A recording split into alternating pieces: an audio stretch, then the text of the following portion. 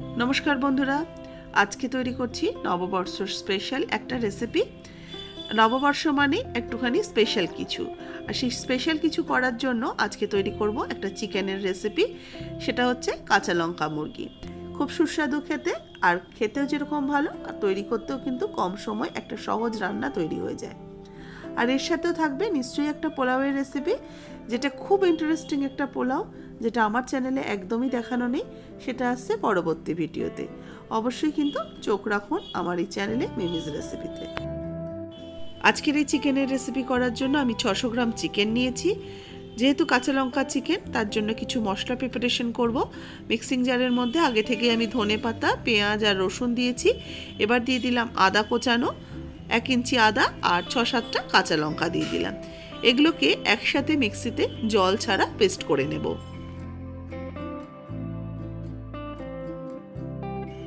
মশলাটা আমার বাটা হয়ে গেছে।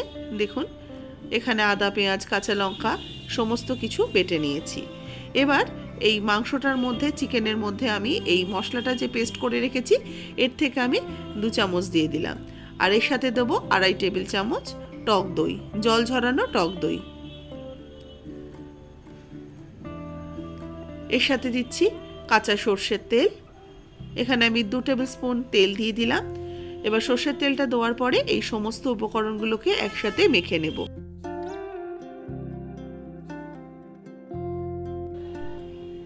চিকেনটাকে ভালো করে ম্যারিনেট করে নেব, তবে খুব বেশিক্ষণ সময়ের জন্য কিন্তু ম্যারিনেট করব না। এটা মিনিট 15-20 আমি ম্যারিনেট করে ঢাকা দিয়ে রেখে দেব।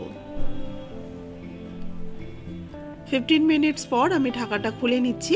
চিকেনটাকে আরও একবার আমি একটু মেখে নিচ্ছি। খুব সহজ একটা রান্না, আর হাতে সময় কম থাকলেও কিন্তু ছটপট একটা স্পেশাল কোনো রান্না করতে চাইলে এটা করে নিতে পারেন। এই কাঁচা লঙ্কা মুরগি কিন্তু খেতে ভীষণই ভালো লাগে। এবার কড়াইতে দিয়ে দিচ্ছি সরষের তেল। তেল এখানে আমি দিচ্ছি প্রায় 2.5 চামচের মতো তেল দিয়ে দিলাম। 2.5 টেবিল চামচ থেকে 3 টেবিল চামচের মতো তেল অ্যাড করলাম। তেল গরম হয়ে গেলে গোটা গরম মশলা, এলাচ, লবঙ্গ, দারচিনি আর তার সাথে একটা তেজপাতা দিয়ে দিলাম। ফোড়নটাকে এবার কিছুক্ষণ নাড়াচাড়া করে নেব। এবার দিয়ে দেবো কোচানো পেঁয়াজ। পেঁয়াজ কোচানোটা অ্যাড করে পেঁয়াজটাকে এবার ভেজে নেব।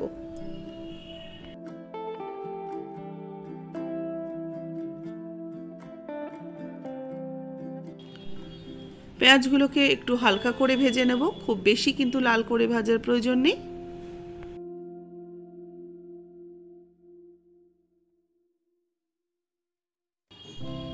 আঁচটাকে মিডিয়ামে রেখে পেঁয়াজটাকে বেশ হালকা ব্রাউন কালার আসা পর্যন্ত ভেজে নিচ্ছি।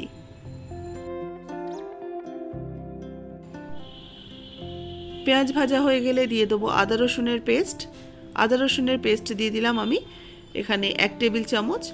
আমি কিন্তু যখন চিকেন ম্যারিনেট করেছি তাতেও কিন্তু আদা রসুন রয়েছে, আর এটাও কিন্তু আলাদা আদা রসুনের পেস্ট অ্যাড করলাম। এবার ভালো করে এটাকে কষিয়ে নিচ্ছি। কষানো হয়ে গেলে দিয়ে দেবো হলুদ গুঁড়ো 1 টিস্পুন, দেব জিরের গুঁড়ো 1/2 টিস্পুন, ধনের গুঁড়ো 1/2 টিস্পুন, শুকনো লঙ্কার গুঁড়ো দিচ্ছি 1/4 টিস্পুন। এতে কিন্তু কাশ্মীরি লঙ্কার গুঁড়ো পড়বে না, জাস্ট একটু ঝালের জন্য আমি দিলাম এটা গুঁড়ো লঙ্কা। এবার মশলাটাকে একটু ভাজা ভাজা করে নিয়ে দিয়ে দেবো 1 চামচের মতো টক দই। টক দইটা দিলে এই যে একটা গ্রেভিটা, এটা গ্রেভিটার কিন্তু টেক্সচারটা খুব সুন্দর আসে। এবার ম্যারিনেটেড চিকেনটা অ্যাড করে দেব। ম্যারিনেটেড চিকেনটা অ্যাড করে দিয়ে যে মশলাটা রয়েছে আমি চিকেনের গায়ে, সেই মশলাটাও এর মধ্যে দিয়ে দিচ্ছি।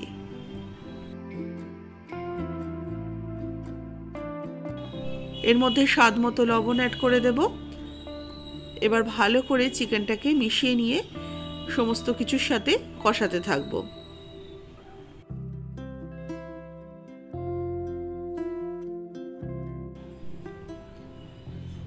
মশলার সাথে ভালো করে চিকেনটাকে কষিয়ে নেব। যতক্ষণ না এর থেকে তেল ছেড়ে আসছে ততক্ষণ পর্যন্ত এটাকে খুব ভালো করে কষাতে থাকবো। যেহেতু মিনিট 15-20 আমি ম্যারিনেট করে রেখেছিলাম, তাতে কিন্তু খুব তাড়াতাড়ি চিকেনটা সুসিদ্ধ হয়ে যাবে।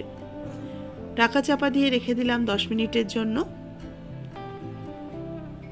10 মিনিট পর ঢাকাটা খুলে নিচ্ছি। চিকেনটা থেকে বেশ খানিকটা জল বেরিয়েছে। কারণ আমি যেহেতু একটু লবণ দেওয়া রয়েছে সেই জন্য জলটা খুব তাড়াতাড়ি বেরিয়ে গেছে।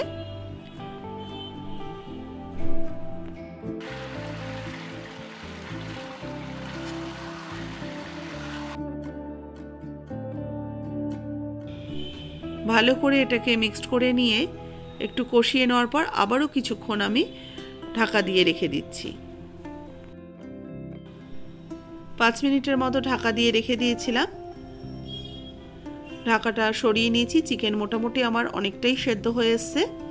এবার দেখুন তেলটাও বেশ সুন্দরভাবে ছেড়ে এসছে আর চিকেনটা খুব ভালো করে কষানো হয়ে গেছে।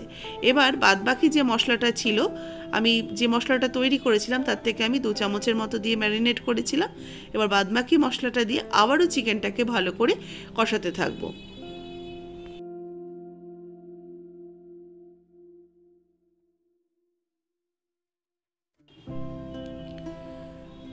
দু 3 মিনিট ভালো করে চিকেনটাকে কষিয়ে নিয়েছি।